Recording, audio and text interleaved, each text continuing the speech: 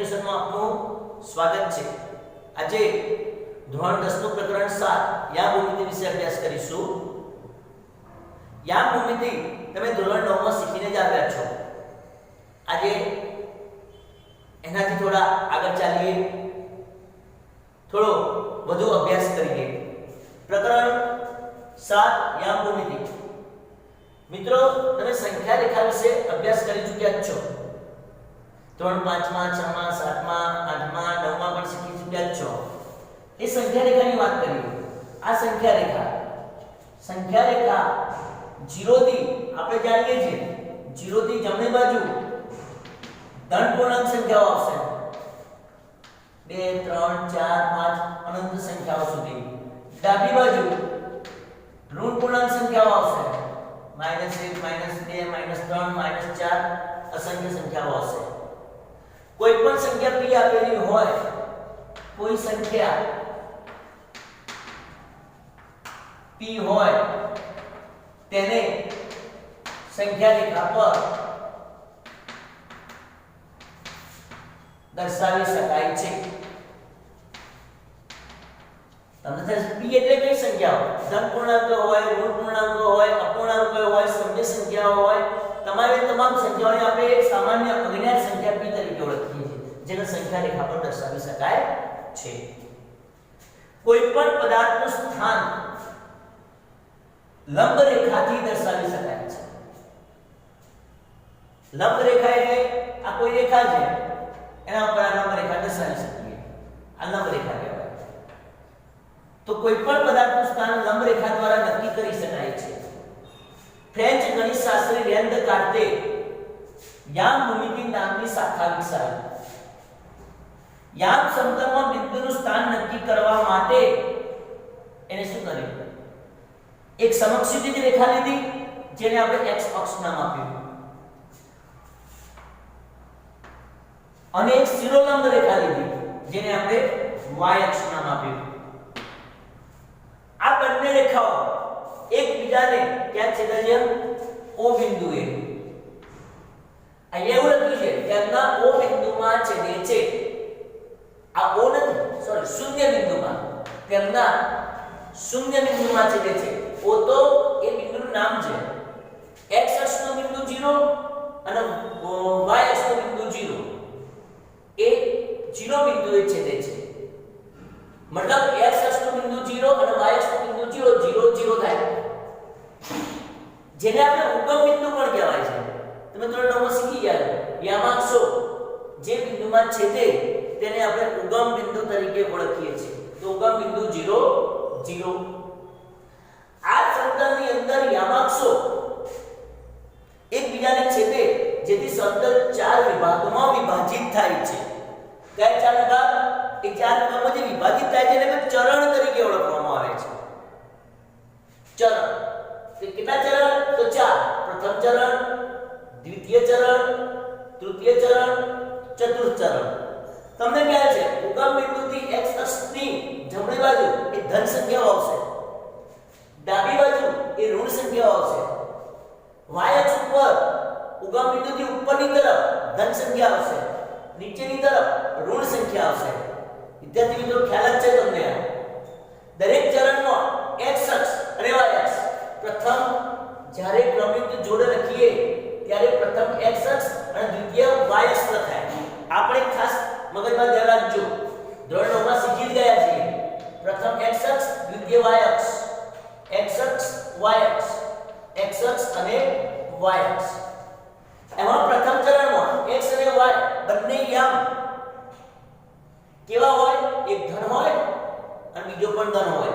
દ્વિતીય ચરણમાં એક ઋણ હોય, y અક્ષ ધન હોય। તૃતીય ચરણમાં x અક્ષ ઋણ હોય, y અક્ષ ઋણ હોય। ચતુર્થ ચરણમાં x અક્ષ ધન હોય અને y અક્ષ ઋણ હોય છે। ધ્યાન રાખજો। એટલે કે યામ બિંદુને x y થી દર્શાવાય છે। મિત્રો, y અક્ષથી કોઈ પણ બિંદુના અંતરે, આ y અક્ષ છે, આખો y અક્ષ, એટલે અહીંયા કોઈ પણ બિંદુ આપ્યું હોય, અહીંયા આપ્યું, અહીંયા આપ્યું, અહીંયા આપ્યું, આ બાજુ આપેલું હોય, આ બાજુ આપેલું હોય, કે તૃતીય ચરણમાં આપ્યું, ચતુર્થ ચરણમાં કોઈ પણ જગ્યાએ બિંદુ આપેલું હોય, તો એ બિંદુના અંતરને શું કહેવાય છે? x-યામ. બીજી ભાષામાં ધોરણ 9 માં શીખ્યાના કોટી, x-યામ અથવા કોટી તરીકે ઓળખવામાં આવે છે. એ ટૂંકા પ્રશ્નોમાં ધ્યાન રાખવાનું. x અક્ષ બિંદુથી કોઈ પણ બિંદુના અંતરને x અક્ષથી કોઈ પણ બિંદુ હોય, તમે જાણો y અક્ષથી કોઈ પણ બિંદુ અને x અક્ષ કહીએ છીએ, એનાથી ઉલટું x અક્ષથી કોઈ પણ બિંદુ આપેલું હોય કોઈ પણ ચરણની અંદર, તો એને આપણે શું કહીએ છીએ? y-યામ અથવા એના ભુજ તરીકે ઓળખવામાં આવે છે. x અક્ષ પર કોઈ પણ બિંદુને અહીંયા કઈ રીતે લખાય? x અક્ષ પર કયું છે એને? x અક્ષ એટલે x અક્ષ પરના બિંદુઓ આપેલા છે, y અક્ષ પરનો બિંદુ આપ્યો નથી. તો y અક્ષ પરનો બિંદુ કયું લેવાય? 0. તો y અક્ષથી કોઈ પણ બિંદુના અંતરને આ બિંદુ x અક્ષના છે, કોઈ પણ બિંદુના અંતરને x0 તરીકે લખી શકાય. y અક્ષ પરના કોઈ પણ બિંદુને જે યામ છે એ કેવી રીતે લખાય? 0y. કારણ કે y અક્ષ પર કોઈ પણ બિંદુ કીધું છે, y અક્ષ પર, y અક્ષ પર. તો y ના બિંદુઓ જ્ઞાત છે, જ્યારે x ના બિંદુ, x યામ ના બિંદુઓ કેવા હશે? 0 હશે. એટલા માટે કેવી રીતે લખાશે? 0y. જ્યારે બંને યામાક્ષો એકબીજાને છેદે છે, જેને આપણે ઉગમ બિંદુ તરીકે ઓળખીએ છીએ, અને ઉગમ બિંદુના યામ એ 0 0 છે. વિદ્યાર્થી મિત્રો, અંતરસૂત્રની વાત કરીએ એ પહેલા આપણે નાના બે ટોપિક જોઈ લઈએ જે આગળના ધોરણમાં શીખીને આવ્યા છો. કોઈ પણ બિંદુ a અને b વચ્ચેના અંતરને ab દ્વારા દર્શાવાય છે. કોઈ પણ બે બિંદુ હોય એના વચ્ચેના અંતરને ab દ્વારા, એટલે કે a થી b નું અંતર ab અને b થી a નું અંતર ba. મતલબ બંનેનો જવાબ તો સરખો જ આવવાનો. બે બિંદુઓ આપેલા હોય, એક સરખા બિંદુ આપેલા અને તમને કહેવામાં આવે a થી b નું અંતર કેટલું, તો તમે કહેશો ab, અને b થી a નું અંતર કેટલું, તો તમે કહેશો ba. બિંદુ એના એક છે, તો બંનેનું માપ પણ કેવું કહેવાશે? સરખું કહેવાશે. એક બીજી વાત કરીએ કે x અક્ષ આપેલો હોય, આ x અક્ષ, આ x અક્ષ ઉપર કોઈ પણ બે બિંદુ આપે, માનો કે એક બિંદુ અહીંયા a આપ્યું છે અને અહીંયા એક બિંદુ b આપ્યું છે. x અક્ષ પરના બે બિંદુ વચ્ચેનું મારે અંતર શોધવું છે. માનો ભાઈ યામ આપેલું છે x1 અને અહીંયા યામ આપેલું છે x2, અને આ બે બિંદુ વચ્ચેનું મારે અંતર શોધવું છે. તમે શીખી ગયા છો આગળના ધોરણમાં. તો શું લખાય છે? ab બરાબર માનાંકમાં x1 x2. કેમ માનાંક લખ્યું? કારણ કે કોઈ પણ અંતર હંમેશા ધન જ હોય છે, અંતર કદાપી ઋણ હોતો નથી. માનાંક એ નિરપેક્ષ મૂલ્ય દર્શાવે છે. તમે નિરપેક્ષ મૂલ્ય આગળના ધોરણમાં શીખી ગયા છો કે કોઈ પણ પ્રકારના ચિહ્નને ધ્યાનમાં રાખ્યા વગર મળતું આંકડાકીય મૂલ્ય, જેને આપણે શું કહીએ છીએ? નિરપેક્ષ મૂલ્ય. અને એને એ નિરપેક્ષ મૂલ્ય મેળવવા માટે માનાંકનો ઉપયોગ કરીએ છીએ. તો x અક્ષ જ આપેલું હોય તો x1 x2, ને y અક્ષ આપેલું હોય તો y અક્ષ ઉપર આ રીતે લઈએ. માનો કે આ y અક્ષ છે, અહીંયા 0, અહીં 1 2 3, નીચે ઋણ સંખ્યા -1 -2 -3. અહીંયા આપણે બિંદુ આવીએ y1 લઈએ અને અહીંયા લઈએ y2, અને આ બંને વચ્ચેનું મારે અંતર શોધવું છે y અક્ષ ઉપર. તો એ સૂત્ર કયું આવશે? માનાંકમાં y1 y2. નાના ટૂંકા પ્રશ્નો પૂછાઈ શકે એ ધ્યાનમાં રાખો. માનો કે યામાક્ષો આપેલા હોય, આ x અક્ષ, આ y અક્ષ, x ડેશ અને અહીંયા y ડેશ. તમે જાણો અહીંયા ધન બિંદુ આવશે, અહીંયા ઋણ આવશે, અહીંયા ધન અને અહીંયા ઋણ આવશે. ચાર ચરણમાં વિભાજિત થઈ ગયા છે. પ્રથમ ચરણ, દ્વિતીય ચરણ, તૃતીય ચરણ, ચતુર્થ ચરણ. વિચારો, જો x અક્ષની વાત થાય છે તો એ બંને વચ્ચેનું અંતર થાય છે x1 x2. y અક્ષની વાત થાય છે તો બંને વચ્ચેનું અંતર થાય છે y1 y2. પરંતુ અહીંયા સમતલમાં નથી x અક્ષ વિચારવાનો, નથી y અક્ષ વિચારવાનો, પરંતુ સમતલમાં ગમે તે બે બિંદુ આપેલા હોય. માનો કે અહીંયા બિંદુ આપ્યું P, અહીંયા બિંદુ આપ્યું Q. આ બિંદુ માનો કે x1 y1 અને આ કિનાયામ માનો કે x2 y2. હવે x અક્ષ ઉપર નથી આ બિંદુઓ કે y અક્ષ પર નથી. જો x અક્ષ ઉપર હોય તો આ સૂત્રની મદદથી શોધી શકાય. જો y અક્ષ પર બિંદુઓ હોય તો આ સૂત્રની મદદથી શોધી શકાય. પરંતુ અહીં બંને બિંદુઓ સમતલમાં છે, કોઈ અક્ષ ઉપર આપેલા નથી. તો આ બંને વચ્ચેનું અંતર PQ મારે શોધવું છે. તો PQ શોધવા માટે આપણે અંતર સૂત્રનો ઉપયોગ કરીશું. અંતર સૂત્ર PQ is equal to કેવી રીતે સૂત્ર બનાવીશું આપણે? ધ્યાન રાખજો. વર્ગમૂળમાં બરાબર મગજમાં ફિટ કરી દેજો. x યામોની બાદબાકી લેવાની, એટલે કે x યામોનો તફાવત લેવાનો.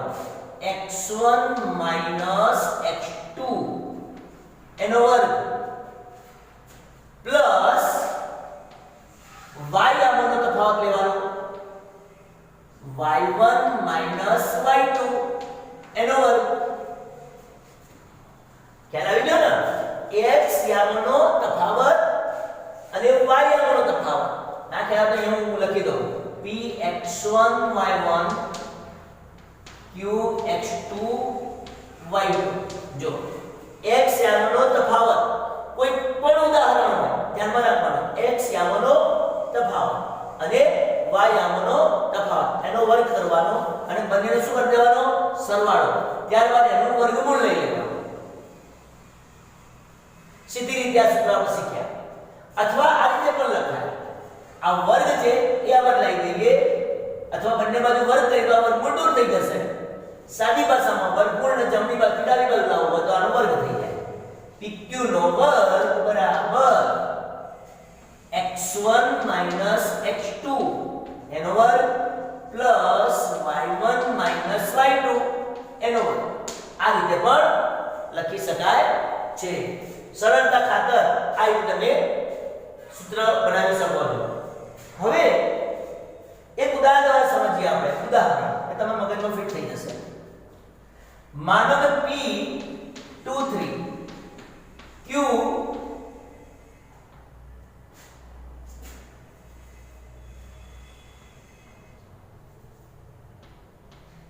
35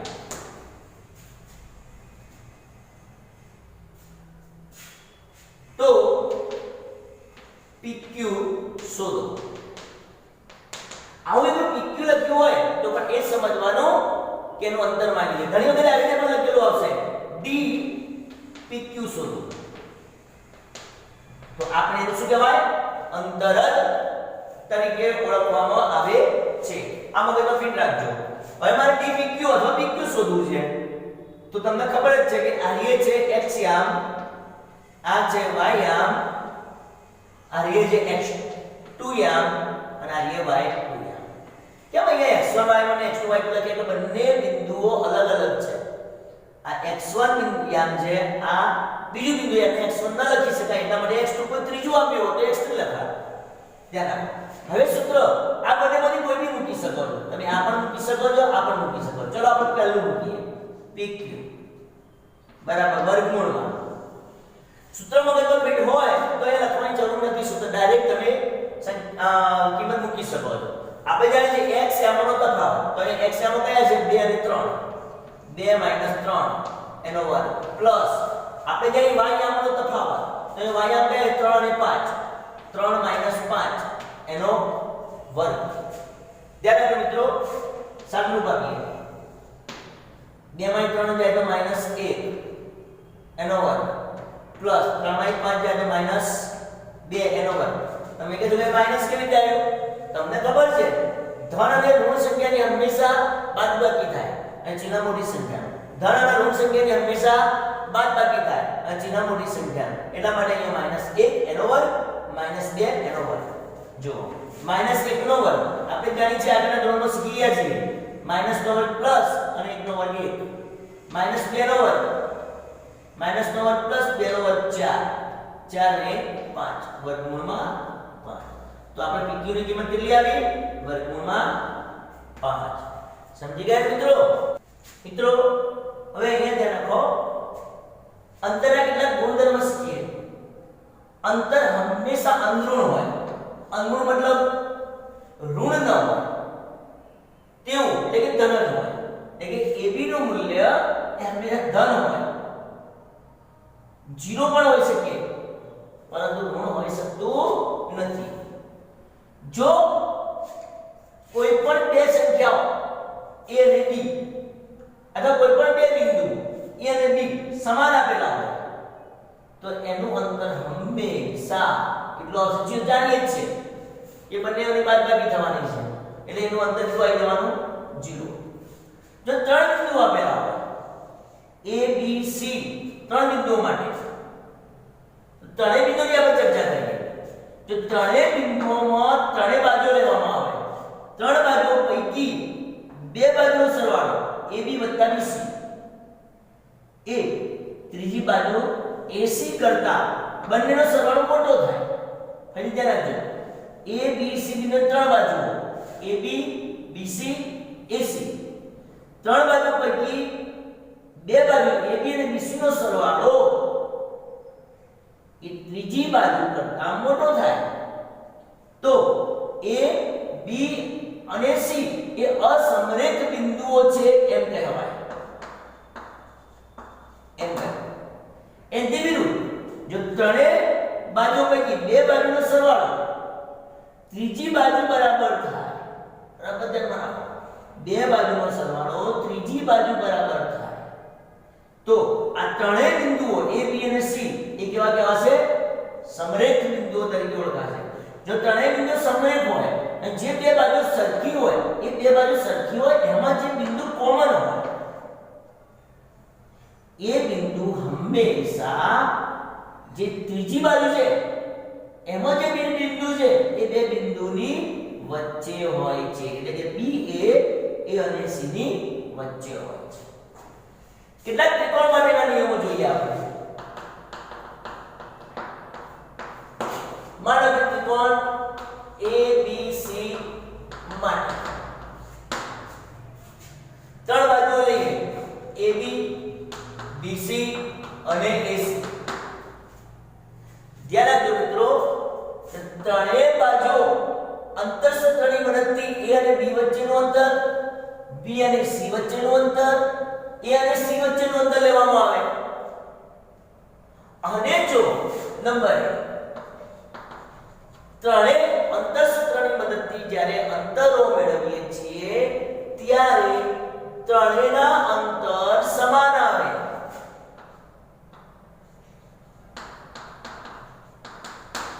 તો આ ત્રિકોણ કયો ત્રિકોણ કહેવાશે? સમભુજ ત્રિકોણ. સમભુજ ત્રિકોણ અથવા એને સમબાજુ ત્રિકોણ તરીકે ઓળખવામાં આવે છે. જો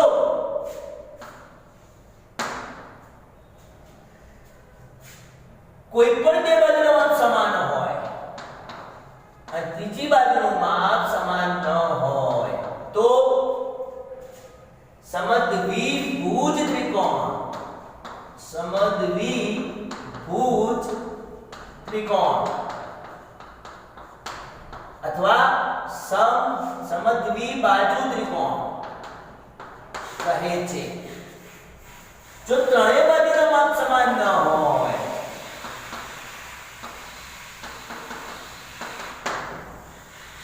તો વિષમભુજ ત્રિકોણ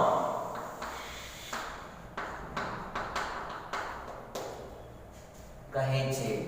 તો મિત્રો આ પણ વસ્તુ તમે ધ્યાનમાં રાખજો. બીજું કાટકોણ ત્રિકોણ વિશેની ચર્ચા કરીએ. આના ઉપર લઈ લઈએ. બે બાજુના વર્ગનો સરવાળો, બે બાજુના વર્ગનો સરવાળો ત્રીજી બાજુના વર્ગ બરાબર થાય. એટલે કે જો બે બાજુ લઈ AB નો વર્ગ વત્તા BC નો વર્ગ બરાબર ત્રીજી બાજુ કઈ થશે AC નો વર્ગ. તો આવી પરિસ્થિતિ આવે એ વખતે સમજી લેવાનું કયો ત્રિકોણ કહેવાય કાટકોણ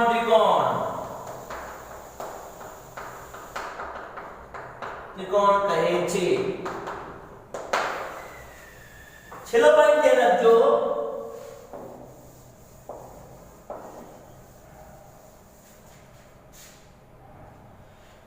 ત્રણ બાજુઓ પૈકી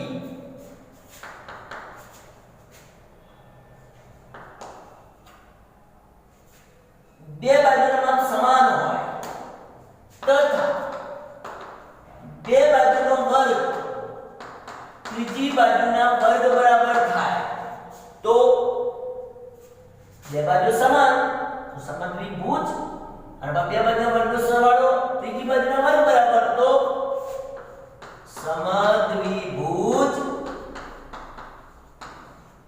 કાટકોણ ત્રિકોણ કહે છે. તો મિત્રો આના આધારે હવે કેટલાક એવા બીજા ઉદાહરણ સમજીએ. હવે અંતરસૂત્રની મદદથી કેટલાક ઉદાહરણ શીખીએ. પ્રથમ મિત્રો ધ્યાન રાખજો અંતરસૂત્ર px1y1 qx2y2 આ સૂત્ર pq આવડતું હોવું જોઈએ અથવા આ પણ સમજવું જરૂરી છે. જે ચતુષ્કોણ કાટકોણ ત્રિકોણના બિંદુઓ છે કે નહીં આવા જ્યારે ઉદાહરણ આવશે ત્યારે આ સૂત્રની મદદથી શોધી શકાશે. ફક્ત અંતર જ શોધવાનું આવે તો આ સૂત્રની મદદથી શોધી શકાય છે. ધ્યાન રાખજો. આપણે કેટલાક ઉદાહરણ લઈએ. સ્વાધ્યાયનું ઉદાહરણ છે. પહેલું 2 3 અને 4 1 વચ્ચેનું અંતર શોધીએ. ધ્યાન રાખજો મિત્રો. પહેલું ઉદાહરણ છે 2 3 4 1 વચ્ચેનું અંતર. અહીંયા બિંદુના નામ આપી દઈએ. અહીંયા માનો કે A 2 3 અને B 4.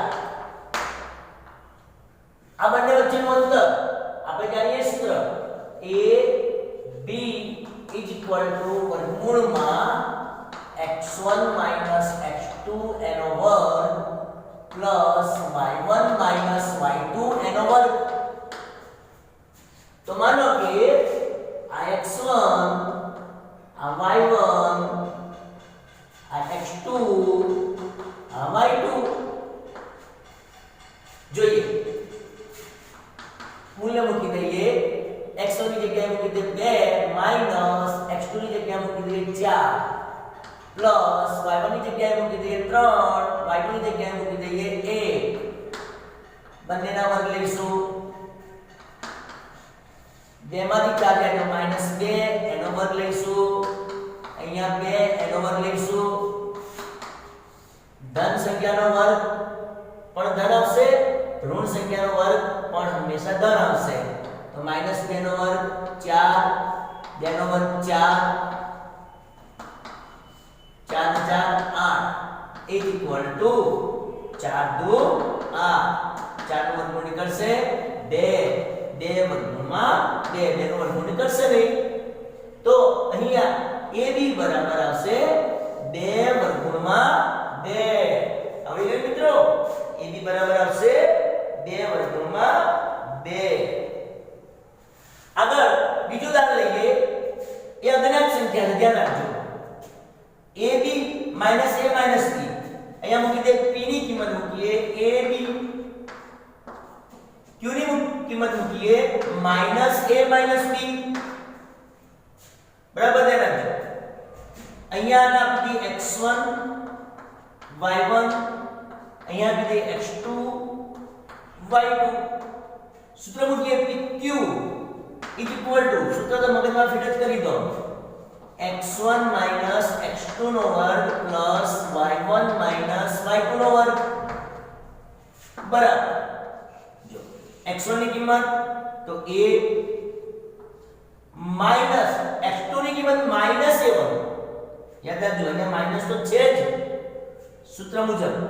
પછી x2 ની કિંમત માઈનસ a તો એ માઈનસ અને આ માઈનસ a તો minus minus plus a minus અને માઈનસ નો ગુણાકાર પ્લસ થશે અને એનો વર્ગ plus y1 b minus y2 by minus b છે અહીંયા માઈનસ આપેલા છે તો માઈનસ ગુણ્યા માઈનસ પ્લસ b એનો વર્ગ થશે ધ્યાન રાખજો બરાબર વર્ગમૂળમાં a વત્તા a 2a નો વર્ગ પ્લસ b વત્તા b 2b નો વર્ગ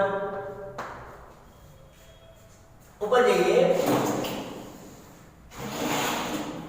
બરાબર વર્ગમૂળમાં 2 નો વર્ગ 4 4a વર્ગ પ્લસ 2 નો વર્ગ b 4b વર્ગ બરાબર બંને વચ્ચે 4 સામાન્ય નીકળશે a square plus b square 4 નો વર્ગમૂળ 2 આનો વર્ગમૂળ નીકળશે નહીં એટલે વર્ગમૂળમાં a square plus b square તો બીજાનો જવાબ તમારો આવશે pq બરાબર 2 વર્ગમૂળમાં a square plus b square હવે ત્રીજા નંબરનું ઉદાહરણ લઈએ અહીંયા નામ આપી દે a 0 0 0 0 કોના યાદ તમને બધાને ખબર જ છે ઉગમ બિંદુના યાદ ઘણીવાર પ્રશ્ન પૂછાય ઉગમ બિંદુ અને કોઈ અન્ય બિંદુ આપેલું હોય અન્ય બિંદુ માનો કે x અને y આપેલું હોય તો એનું અંતર શોધો તો આ રીતે પણ શોધી શકાય તો a અહીંયા એને લઈએ અને અહીંયા યામ ab આપેલા છે એટલે અહીંયા લઈશું p q બરાબર આવશે ab તો pq અહીંયા મૂકી દઈએ x1 y1 x2 y2 pq બરાબર વર્ગમૂળમાં આપણે જાણીએ છીએ x1 x2 એનો વર્ગ પ્લસ y1 y2 એનો વર્ગ અહીંયા કિંમત મૂકી દઈએ x1 એટલે 0 માઈનસ a એનો વર્ગ પ્લસ y1 એટલે 0 માઈનસ y2 એટલે b એનો વર્ગ વર્ગમૂળમાં માઈનસ a વધ્યા અહીંયા એનો વર્ગ પ્લસ અહીંયા માઈનસ b વધ્યા એનો વર્ગ માઈનસ a નો વર્ગ a વર્ગ પ્લસ માઈનસ b નો વર્ગ b વર્ગ વર્ગમૂળમાં તો અહીંયા pq વર્ગમૂળમાં a square plus b square કોઈ યામ તમને xy આપ્યો હોય અને ઉગમ બિંદુથી એનો અંતર શોધવાનું કહ્યું હોય તો એ વખતે અહીંયા a ની જગ્યાએ x આવશે x વર્ગ વત્તા y વર્ગ અહીંયા શું આવ્યું pq બરાબર વર્ગમૂળમાં a square plus b square એક ત્રીજું ઉદાહરણ અને હવે ચોથું ઉદાહરણ સમજીએ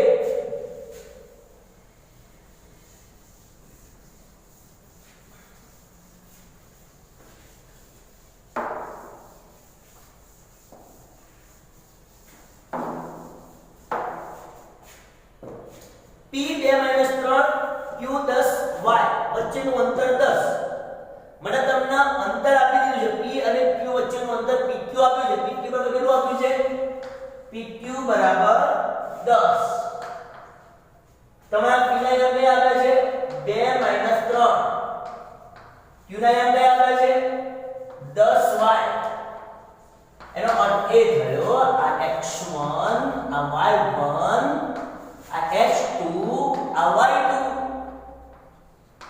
તો p અને q વચ્ચેનું અંતર pq હવે સૂત્ર કઈ મૂકીશું આપણે આઈ મૂકીશું સરળતા રહેશે આ પણ મૂકી શકાય પણ આમાં તમને સરળતા વધારે હશે તો pq² બરાબર x1 x2 નો સ્ક્વેર પ્લસ y1 y2 નો સ્ક્વેર આ બંને સૂત્ર એક જ છે આનો વર્ગમૂળ લઈશું તો આ સૂત્ર મળી જશે આપણને અને આ બંનેનો વર્ગ લઈશું તો આપણે આ સૂત્ર મળી જાય મને ખાલી સાદું રૂપ જ આપેલું છે કોઈ અન્ય સૂત્ર નથી તે ધ્યાન રાખજો p અને q વચ્ચેનું અંતર તમને આપ્યું 10 10 નો વર્ગ x1 બરાબર 2 માઈનસ x2 બરાબર 10 એનો વર્ગ પ્લસ y1 બરાબર -3 માઈનસ y2 ની કિંમત y એનો વર્ગ 10 નો વર્ગ 100 બરાબર 2 માંથી 10 જાય તો -8 એનો વર્ગ -3 y એનો વર્ગ આનું વિસ્તરણ કરી નાખીએ 100 બરાબર -8 નો વર્ગ 64 આપણે શું કરવાનું છે 10 એકમ હોય તો y ની કિંમત શોધવાની છે તો જો 100 બરાબર 64 પ્લસ આનું વિસ્તરણ કરીએ આ સૂત્ર આપણે જાણીએ છીએ કયું પૂર્ણ વર્ગ ત્રિપદીનું મિત્રો યાદ છે આના y કયા પડશે પ્રથમ પદનો વર્ગ a સ્ક્વેર મધ્યમ પદનું ચિહ્ન 2 ગુણ્યા પ્રથમ પદ ગુણ્યા બીજું પદ 2ab અને પ્લસ b નો વર્ગ ખ્યાલ છે ને તો આ સૂત્રની મદદથી આના વર્ગ પાડીએ -3 નો છગડીયા કૌંસમાં એટલે ભૂલ ન થાય -3 નો વર્ગ પ્લસ 2 ગુણ્યા -3 ગુણ્યા -y પ્લસ હંમેશા બીજું પદ પ્લસ જ આવશે -y એનો વર્ગ છગડીયા કૌંસ પૂરો 100 બરાબર 64 પ્લસ -3 નો વર્ગ 9 માઈનસ પ્લસ 3 દુ 6y પ્લસ -y નો વર્ગ પ્લસ y વર્ગ 100 બરાબર 64 plus 9 plus 6y plus y વર્ગ 100 બરાબર 64 નો 9 73 પ્લસ 6y પ્લસ y વર્ગ હવે આ જે 100 છે એને ડાબી બાજુથી જમણી બાજુ લઈ દઈએ તો પદ આ રીતનું બનશે જુઓ y² પ્લસ